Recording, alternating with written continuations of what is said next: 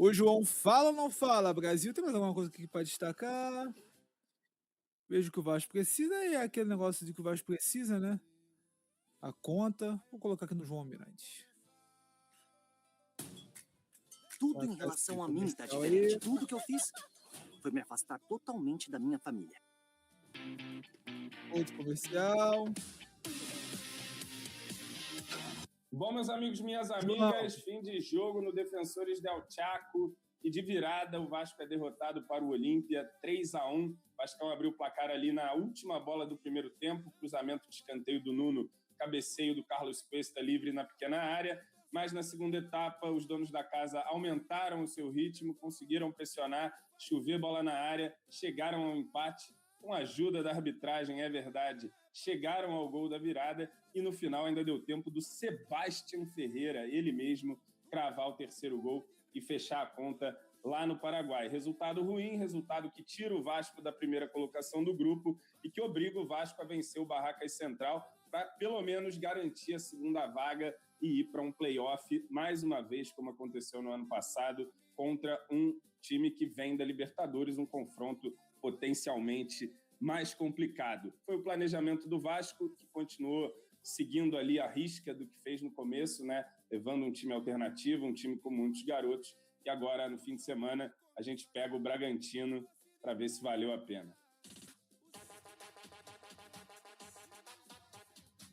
Fala, rapaziada, estamos aqui de volta no pós-jogo do GE para falar dessa derrota do Vasco para o Olímpia na quinta partida, quinta rodada da Sul-Americana. Falta só uma contra o Barracas Central dentro de casa. Como eu disse ali na introdução, a vitória é presumida, né? A gente espera que o Vasco vença o Barracas Central e pelo menos garanta aí a segunda colocação no grupo. Dá para ser ainda primeiro no grupo a depender do outro resultado, né? Teria que o Audax vencer o Olímpia, o Vasco vencendo o Barracas, teríamos ali um triplo empate com 10 pontos, ia para confronto direto, saldo de gol, não sei exatamente qual que é o critério primordial ali para decidir, mas de toda forma a tendência é o Vasco classificar na segunda colocação, né? O Olímpia se mobilizou bastante para esse jogo, conseguiu botar um bom público lá no Defensores del Chaco, mas também mostrou todas as suas limitações, embora tenha superado, claro, as limitações desse time do Vasco que foi a campo hoje no Paraguai. Bom, tem muitas coisas para a gente analisar. Primeiro, a escolha, né, do Renato de continuar aí com um time alternativo na Sul-Americana. Tem um jogo no fim de semana importantíssimo contra o Bragantino, né, confronto ali de meio de tabela. O Vasco está exatamente ali no meio, mas a gente tem visto como está equilibrado o campeonato desse ano. Então, assim, qualquer tropeço pode te levar lá para a parte de baixo e também qualquer vitória pode fazer você dar um salto, né? Tá tudo muito achatado e o Vasco claramente priorizou esse jogo do Campeonato Brasileiro e com isso levou o time alternativo mais uma vez. A gente até pensava que o Vasco podia, de repente, recalcular essa rota, recalcular essa estratégia para tentar garantir a primeira colocação e matar não só o jogo do Barracas Central, ainda antes da pausa da Copa, mas principalmente matar o confronto ali de playoffs contra um terceiro colocado que vai cair da Libertadores, né? Mas, enfim, a diretoria, o Renato, acredito que, em conjunto com a diretoria, decidiu mandar o time alternativo. E esse time alternativo foi a campo ali numa estrutura, pelo menos defensiva, um 4-1-4-1, né? A primeira linha ali com Avelar pela esquerda, Freitas, Cuesta e o garoto João Vitor aqui na direita, o Hugo à frente dessa linha, uma outra linha de 4 à frente com o Nuno aberto pelo lado esquerdo, Marino pela direita, Ramon Rique e Tietê por dentro e o David lá na frente. E a estratégia do jogo foi clara desde o início, né? O Vasco reativo, esperando o Olímpia tomar as iniciativas do jogo para tentar roubar a bola e ligar um contra-ataque. A principal jogada do Olímpia, né, foi assim, quase em toda a partida, era tentar as inversões nas costas dos laterais, né, jogando bola em cima do Avelar, jogando bola em cima do João Vitor, para tentar uma escorada para o meio da área, ou tentar ganhar um espaço para cruzar na área, mais ou menos assim que o Olímpia tentava atacar, né? Bola aérea também, bola parada, né? Um time físico forte que insiste nesse tipo de jogada, nesse tipo de duelo, e assim, inclusive, conseguiria o seu placar na partida de hoje. E o Vasco se defendia, tentava roubar e conectar contra-ataques. Ali na primeira metade do primeiro tempo, a gente até conseguiu alguns contra-ataques, né? Teve uma com o David, que ele acaba tocando errado, teve uma com o Marino, que ele puxa também, toca errado, tem uma com o Nuno, que ele lança lá pro Tietê, a bola acaba saindo. O Vasco, então, conseguia, né? Era claramente a ideia, roubar e jogar nas costas da defesa, e a gente conseguia até conectar o início da jogada, mas na hora de executar não conseguia concluir bem, né? E a primeira grande jogada, né? Porque o Olímpia, apesar desse volume, ele não conseguia finalizações assim tão perigosas a ponto de dar trabalho ao Léo Jardim. O Vasco até conseguia monitorar bem, embora... A vibrante floresta brasileira. O comercial aí, pera aí. Deixa o like aí, galera. Show de comercial da Globo. Não conseguisse conectar contra-ataques e abrisse, na minha visão, mão demais de jogar com a bola, né? Todo tiro de meta, toda bola no Léo Jardim era bico para frente para tentar ganhar a sobra. O time abdicou totalmente de construir de trás, de tentar, e até por isso jogadores como Ramon Rick, né, participaram um pouco do jogo, né? Porque o Vasco não teve fase ofensiva praticamente dentro desse jogo. Era chutar para frente, roubar a bola e sair em contra-ataque. Então, não foi um time de posse, né? Muito longe disso. Enfim, era uma estratégia para o jogo que o Renato pensou, acredito eu, com os desfalques, né? Com o time mais entrosado, tentar jogar assim, dessa forma. A gente consegue, antes de chegar ao gol, uma boa jogada, uma das poucas jogadas, inclusive, que a gente, um pouco mais com a bola, que o Avelar consegue escapar e serve ao David no pivô. O David escora para o Tietê escora para o Marino, e o Marino bate cruzado para fora. Foi a principal chance até aquele momento, já na reta final do primeiro tempo, né? E aí, né, numa bola parada, a gente consegue um escanteio, e no escanteio consegue abrir o placar na última bola. O plano do Vasco dava certo até ali, né? O Olímpia tinha mais a bola. É verdade que a gente abdicava demais, como eu falei aqui, não conseguia conectar tantos contra-ataques, né? E sempre que conseguia conectar, acabava desperdiçando, mas abriu o placar e não sofria grandes finalizações. E o segundo tempo voltaria, né? A tendência é voltar no mesmo formato, e assim foi feito, né? O Olímpia consegue, se você reparar, o lance que vai gerar o escanteio é justamente uma inversão em cima do lateral, uma escorada para o meio da área, uma finalização, o Jardim defende.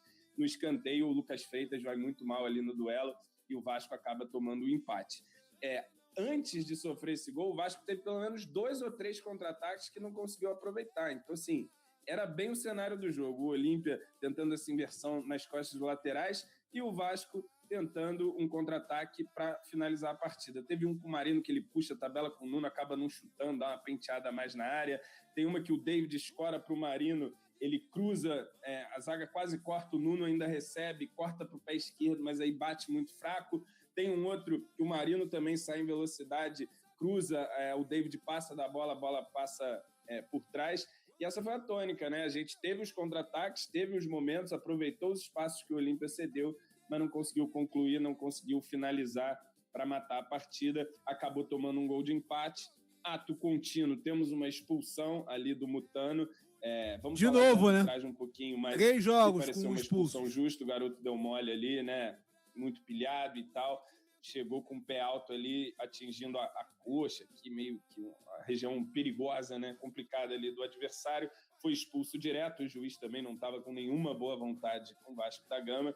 E aí foi jogo de resistência, né? Já era um jogo em que o Vasco não tinha posse, tentava mais os contra-ataques, e com a menos esses contra-ataques desapareceram e virou um jogo de linha baixa, de resistência, até o Olímpia fazer um segundo gol, que foi, e aí com uma participação decisiva da arbitragem, né? O senhor Vilmar Roldan, que é uma figurinha carimbada aí da Conmebol, né?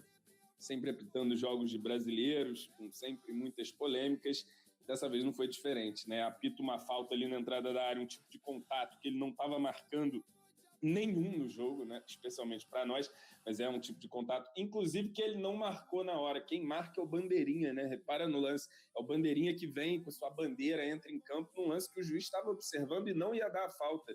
Ele acaba indo na do bandeira, marca a falta, na falta a gente toma o segundo gol, e aí o terceiro gol é já na finaleira ali, quando o jogo já parecia resolvido, né? O Salles já tinha sido expulso, né, pelo Roldan, um chilique do Roldan, assim, não tem nenhuma justificativa para a expulsão do Marcelo Salles. Foi mas, ridículo enfim, que o é Vilmar Rodan o que fez, é cara, a na nossa boa. Comebol, né? E, inclusive, o Vasco Comebol nessa tá doido primeira pra fase, fuder o embora Vasco.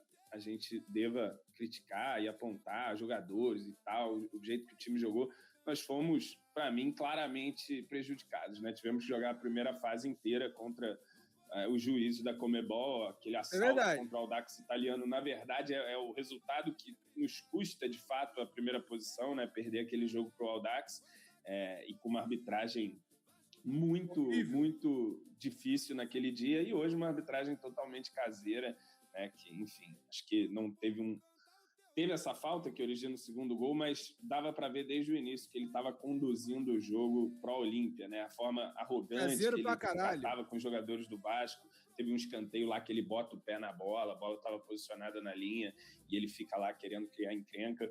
Enfim, foi um árbitro que, para mim, veio claramente para apitar para o time da casa, mas, assim, acabou que a gente teve bolas em contra-ataque para validar a nossa estratégia dentro desse jogo, não conseguiu aproveitar, tomamos um empate numa bola aérea e depois, com 1 a menos, não conseguimos mais uma vez resistir a uma pressão, né? O Vasco dificilmente segura resultados quando tem 1 a menos. Enfim, meus amigos, no podcast acho que a gente troca mais ideia sobre atuações individuais. Acho que os garotos foram bem, né? O Avelar, principalmente, acho que foi o que se destacou, na minha visão, mais positivamente nesse jogo. E de resto, foi um jogo muito sem bola do Vasco, né? Muito de chutão para frente, muito de tentar contra-ataques. O Marino teve espaços em contra-ataque, boas condições, boas iniciativas, mas acabou também concluindo mal ali nos últimos passes, né? O David também, as bolas que passam ali na área, ele tem dificuldade de chegar para concluir.